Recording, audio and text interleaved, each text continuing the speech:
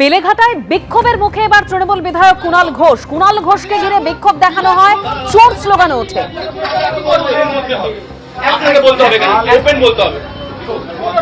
আপনি তো নির্বাচনী, আপনার যখন নির্বাচনী প্রক্রিয়া চলছিল তখন এটা এই প্রজেক্টটা করছে কেএম নিয়ে, তোমরাও জানো।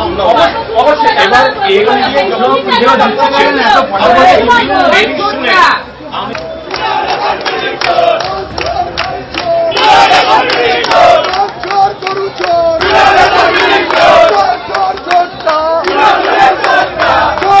আমি সরাসরি চলে যাবো আমাদের প্রতিনিধি সৌমিত্র রায় আমাদের সঙ্গে এই মুহূর্তে রয়েছেন। সৌমিত্র, কেন এই বিক্ষোভ, ঠিক কি অভিযোগ?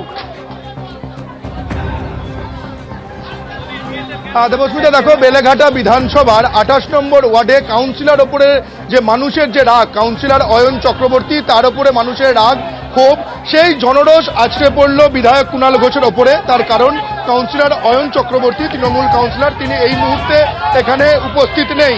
সেই কারণে যেহেতু এই 28 নম্বর ওয়ার্ডের 52 রাজা দীনেন্দ্র স্ট্রিটে যে তৃণমূলের কার্যালয়, সেখানে আজ কুণাল ঘোষ এখানে উপস্থিত হয়েছিলেন। কুণাল ঘোষ আসার পরই এলাকার মানুষজন কুণাল ঘোষকে ঘিরে ধরে বিক্ষোভ দেখাতে শুরু করেন এবং চোর চোর স্লোগান তারা দিতে থাকেন। এই মুহূর্তে পরিস্থিতি তুমি দেখো, আমার ক্যামেরা পার্সন দিব্যেন্দু সিংহ দেখাচ্ছে, পার্টি অফিসের মধ্যে কার্যত একেবারে স্থানীয় যারা মানুষজনের হাতে তারা আটক হয়ে রয়েছেন কুণাল ঘোষ। তারা বলছেন, স্থানীয় মানুষজন যেটা বলছেন, যে তাদের যে থাকার ঘর, সেই থাকার ঘর দেওয়ার কথা ছিল 2025 সালের শেষে, অর্থাৎ ভোটের আগে তাদের ঘর দেওয়ার কথা ছিল।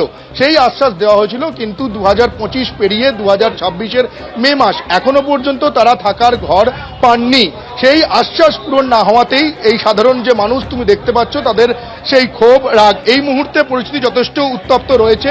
সেন্ট্রাল ফোর্স, কেন্দ্রীয় বাহিনী এলাকায় মোতায়েন হয়েছে। এই মুহূর্তে দেখতে পাচ্ছ ক্যামেরা পার্সন দিব্যেন্দু সিংহ যেটা দেখাচ্ছে, কিন্তু এই মুহূর্তে এখনো পর্যন্ত কাউন্সিলর অয়ন চক্রবর্তী তিনি এখানে নেই। সেই কারণেই এই যে মানুষের যে জনরোষ, ক্ষোভ আছড়ে পড়েছে তৃণমূল বিধায়ক কুণাল ঘোষের ওপরে। এবং কুণাল ঘোষ যে তৃণমূলের কার্যালয়, সেই কার্যালয়ে কার্যত বন্দী অবস্থায় রয়েছে এবং সেন্ট্রাল ফোর্স এই মুহূর্তে দেখতে পাওয়া যাচ্ছে যে পরিস্থিতি নিয়ন্ত্রণে আনতে সেন্ট্রাল ফোর্স। একদম সৌমিত্র, সেই ছবি আমরা দেখতে পাচ্ছি, সেন্ট্রাল ফোর্স সেখানে রয়েছে।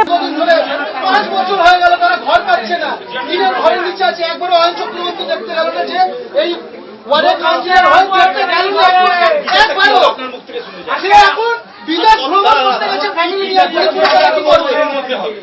আপনাকে বলতে হবে, ওপেন বলতে হবে।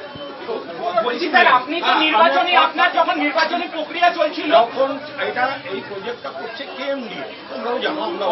অবশ্যই এবার কেএম নিয়ে যখন পুজো দিচ্ছেন এত ফটাফট শুনে আমি প্রথম আজকেই আমি এক্সিকিউটিভ ইঞ্জিনিয়ারের সঙ্গে আজও কথা বলেছি, অনুরোধ করেছি, যখন মানুষের এত প্রবলেম হচ্ছে এর আগে জানাননি, এবার তারা তাদের অনুরোধ করেছি কালকে আসতে। কালকে 12টার সময় বারোটায় আসবেন বলেছেন, সেটা ওনারা ফলো আপ করবেন। কালকে দেখে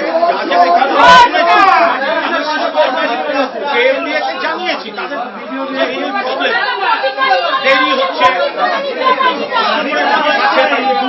তাড়াতাড়ি সব শেষ করুন, কালকে ওরা ইন্সপেকশনে আসবে। এবিপি আনন্দ, এগিয়ে থাকে, এগিয়ে রাখে।